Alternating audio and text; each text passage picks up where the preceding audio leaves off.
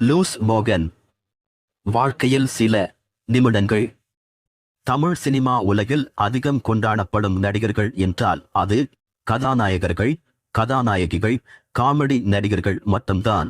இதுவரை குணச்சித்திர கதாபாத்திரங்களில் நடிக்கும் நடிகர்களை தமிழ் சினிமா ரசிகர்கள் பெருமளவில் கொண்டாடவில்லை.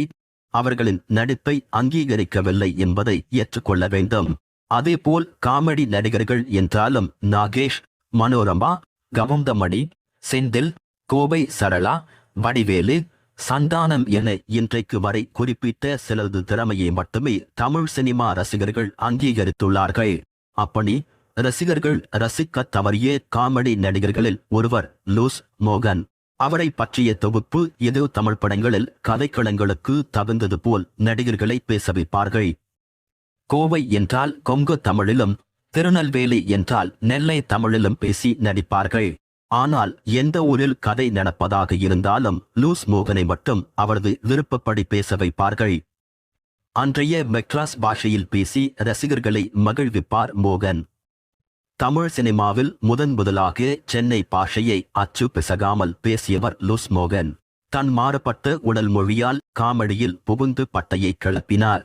கண்களை மூடி பேசுவதும் உடம்பை ஒரு மாதிரி செலுப்பிக் கொள்வதும் வாயிலிருந்து வருகிற மெட்ராஸ் பாஷையும் லூஸ் மோகனை வித்தியாசமான காமெடியனாக திரையுலகில் ரசிக்க வைத்தது. கடந்த 1928ஆம் ஆண்டு பிப்ரவரி 8ஆம் தேதி காஞ்சிபுரத்தில் மேடை கலைஞரும் மௌனப்பட நடிகருமான லூஸ் ஆறுமுகம் மற்றும் வடிவுடையம்மாள் தம்பதியினருக்கு 2வது மகனாக பிறந்தவர் மோகனசுந்தரம் என்கிற லூஸ் மோகன். சிறுவயதிலிருந்து தந்தையின் நடிப்பால் ஈர்க்கப்பட்ட மோகன் ஊர் திருவிழாக்கள், நாடகங்களை உற்று கவனிக்க தொடங்கினார். மகன் படித்து ஒரு அரசு அதிகாரி ஆக வேண்டும் என்ற கனவு மோகனின் தந்தைக்கு. ஆனால் மோகன் 8ஆம் வகுப்பு வரை படித்தார். பின்னர் கல்விக்கு முற்றுப்புள்ளி வைத்துவிட்டு சினிமாவில் தனக்கென ஒரு இடத்தை பிடிக்க சென்னை சென்றார். சென்னை வந்த அவர் அன்று மிகவும் பிரபலமான பாய்ஸ் நாடக கம்பெனியில் சேர்ந்தார்.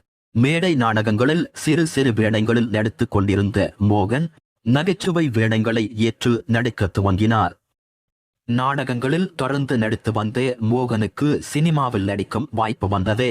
அதன்படி 1944ஆம் ஆண்டு பி.யு. சின்னப்பா, கண்ணாம்பாள் நடிப்பில் வெளிவந்த ஹரிச்சந்திரா என்ற படத்தில் நடிகராக அறிமுகமானார் மோகன். அதன் பிறகு நீண்ட இடைவெளிக்கு பிறகு சிவாஜி கணேசன் நடித்து எங்க ஊர் ராஜா என்ற படத்தில் பழ வியாபாரியாகவும், ஜெமினி கணேசன் நடித்து கட்டிலா தொட்டிலா படத்தில் பால் விற்பவராகவும் நடித்தார்.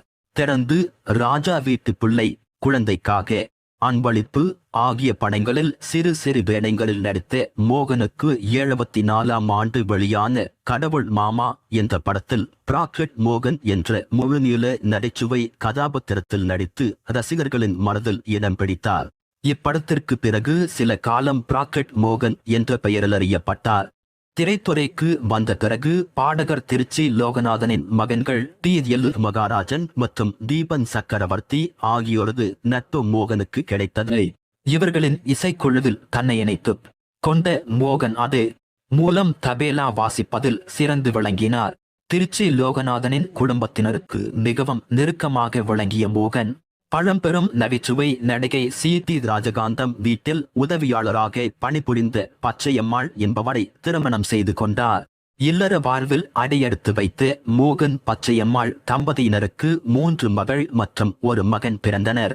அதன் பிறகு குடும்ப பொறுப்புகள் அதிகமானதால் கிடைக்கும் அனைத்து வாய்ப்புகளையும் விடாமல் பிடித்து கொண்டார்.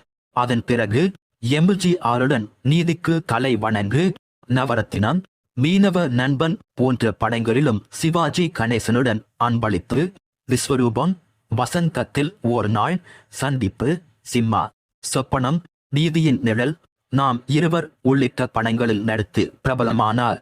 குறிப்பாக வெள்ளை புறா ஒன்று படத்தில் பிந்து கோஷுடன் சேர்ந்து பொண்ணுனா பொண்ணு என்ற பாடலுக்கு அவர் ஆடிய நடனம் ரசிகர்களை வெகுவாக கவர்ந்தது.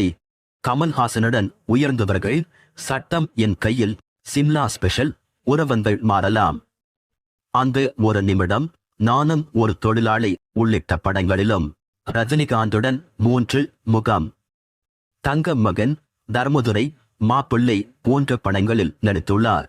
பிறகு ரோசாப்பூ ரவி கைகாரி படத்தில் சிவகுமாருடன் நடித்தபோது ஏதேனும் வித்தியாசமாக இருக்க வேண்டும் என்பதற்காக தனது தந்தையிடம் இருந்த லூஸ் என்ற அடைமொழியை எடுத்து தனது பெயருடன் சேர்த்து லூஸ் மோகன் என வைத்துக் கொண்டார். பிராக்கெட் மோகன் என்ற பெயரை விட லூஸ் மோகன் பெயரே ரசிகர்கள் மனதில் பதிந்தது. 80களில் கமல், ரஜினி உட்பட அனைத்து முன்னணி நடிகர்களுடனும் நடித்த லூஸ் மோகன் சிவகுமாரின் 100வது படமான ரோசாப்பூ ரவி கைகாரி படத்தில் தனது மிகச்சிறந்த காமெடி நடிப்பை வெளியுலகிற்கு மிக அழகாக வெளிச்சமிட்டு காட்டினார். படம் முழுக்க சிவகுமாருடனேயே வரும் கதாபாத்திரம் அவருக்கு. அதிலும் கிளைமாக்ஸில் ஆற்று நீருக்குள் சிவகுமார் முங்கிக் கொள்ள 1 2 3 என எண்ணிக்கொண்டு கொஞ்சம் கொஞ்சமாக சோகமான முகத்தோடு முகம் வெளிரி நடுங்கி சொல்லிக் கொண்டே வருவதில் நம்மை கண்கலங்க வைத்து விடுவார். 3 ரூபாய் சம்பளத்தில் ஆரம்பித்து மோகனின் வாழ்க்கை பின்னர் 3000 வரை அதிகரித்தது. கருப்பு வெள்ளை படங்களிலும் பின்னர் ஈஸ்ட்மன் கலர் படங்களிலும் நடித்தார். கமல், ரஜினி படங்களில் நடித்த போதுதான் இன்னும் கண்டறியப்பட்டார் லூஸ் மோகன். நானும் ஒரு தொழிலாளி படத்தில் சில காட்சிகளே என்றாலும் கவனம் ஈர்த்திருப்பார்.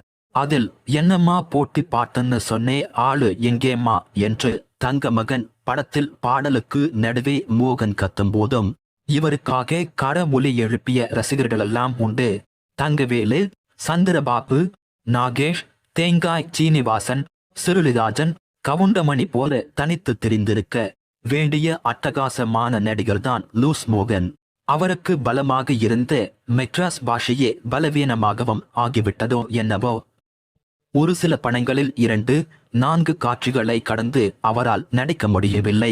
ஆனாலும் லூஸ் மோகன் என்றொரு காமெடி நடிகரை நம்மால் மறக்கவே முடியாது. கடைசியாக இயக்குனரும் ஒளிப்பதிவாளருமான தங்கர் பச்சான் இயக்கிய அழகி திரைப்படத்தில் நடித்தார் மோகன். தலைமுறைகளை கடந்து நடித்து வந்த லூஸ் மோகன் தலைமுறைகளை கடந்தும் அறியப்பட்டிருக்கிறார், கொண்டாடப்பட்டு கொண்டிருக்கிறார் என்பது லூஸ் மோகன் எனும் கலைஞனின் சாதனைதான். சினிமாவில் பலரை சிரிக்க வைத்த மோகன் காமெடியன்களில் மறக்க முடியாதவர். தமிழையும் கடந்து இந்தி உட்பட பல மொழிகளில் நடித்த லூஸ் மோகனுக்கு 2000ஆம் ஆண்டு தமிழக அரசு கலைமாமணி விருது வழங்கி கௌரவித்தது. பிறகு 2012 செப்டம்பர் 16ஆம் தேதி மூச்சு பிரச்சனை காரணமாக தனது 84வது வயதில் லூஸ் மோகன் மறைந்தார்.